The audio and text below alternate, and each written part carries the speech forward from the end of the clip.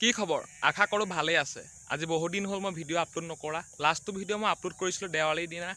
আৰু যিহেতু এতিয়া আঘোণ মাহ, মই মানে মৰাক লৈ ব্যস্ত আছিলোঁ হ'লে সেইকাৰণে ভিডিঅ' আপলোড কৰিব পৰা নাই। আৰু আজি যিহেতু মই দেৰগাঁৱতে থাকিম, অহা কালিলৈ ৰাতিপুৱা মই দেৰগাঁও নেঘেটিং শিৱদৌললৈ যাম আৰু সকলোখিনি দেখুৱাম ভিডিঅ'টিৰ দ্বাৰা। শেষলৈকে চাই থাকিব, মৰম দিব বুলি আশা ৰাখিছোঁ। চাই থাকিব ভিডিঅ'টো। বৰ্তমান সময়ছোৱাত মই চকুৰে যিটো এটা বিহু দেখি আছোঁ, আপোনালোকক হয়তো ভালদৰে দেখুৱাব নোৱাৰিম, কিন্তু চাওঁ হওক সেই বিহুটো।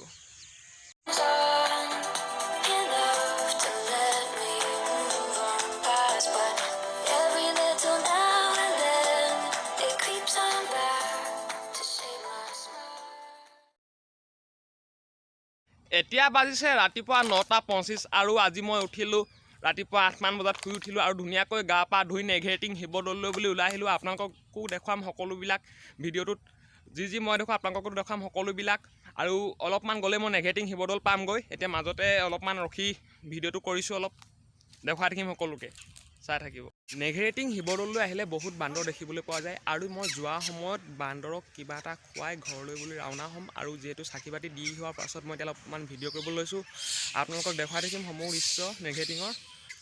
দেৰগাঁৱৰ নেঘেটিং শিৱদৌলত চাৰিওকাষে বান্দৰে ৰাজত্ব কৰে বুলি ক'লে হয়তো মোৰ ভুল নহ'ব চাগে। পিছফালে থকা দেখিছেনে, গোটেই ফিল্ডখনত বান্দৰ দেখুৱাই আছোঁ আপোনালোকক সকলোবিলাক।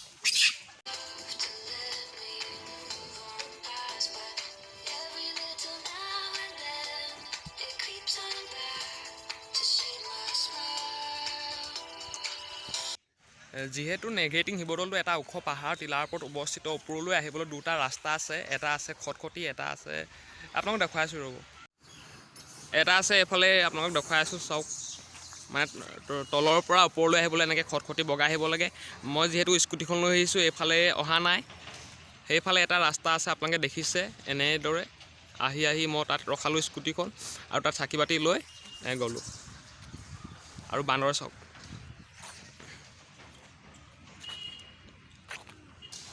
দেৰগাঁৱৰ এই নেঘেটিং শিৱদৌলটো 200 বছৰো অধিক পুৰণি বুলি জানিব পৰা যায়, বা একাংশ লোকৰ মতে জানিব পৰা যায়। আৰু মোৰ পিছফালে থকা চিত্ৰকলাসমূহ কিমান বছৰ পুৰণি হ'ব পাৰে, এবাৰ মনতে ভাবি চাওক। এই চিত্ৰকলাসমূহ কিমান বছৰৰ পৰা আছে ইয়াত, এবাৰ ভাবি চাওক।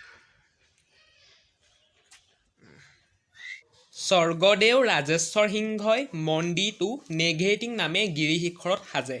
প্ৰবাদ মতে টিলাটোৰ ওপৰত নেঘেৰি চৰাইৰ খুৰুং আছিল বাবে ইয়াৰ নাম নেঘেটিং ৰখা হয়। দেৰগাঁৱৰ শিৱদৌলৰ ঐতিহ্যপূৰ্ণ বৈশিষ্ট্য আছিল দেৱদাসী নৃত্য। এসময়ত এই নৃত্য চাবলৈ বহুত দূৰ দূৰণিৰ পৰা মানুহ আহিছিল।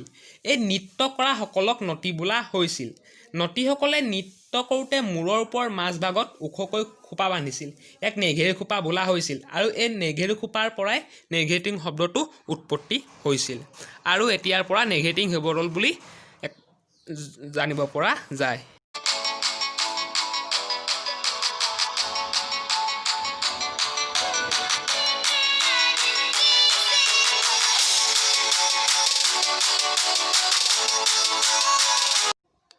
ঘৰলৈ অহাৰ সময়ত বান্দৰখিনিক অলপ মুড়ি খুৱাই থৈ আহিলোঁ, চাওক সমূহ বান্দৰবিলাকক।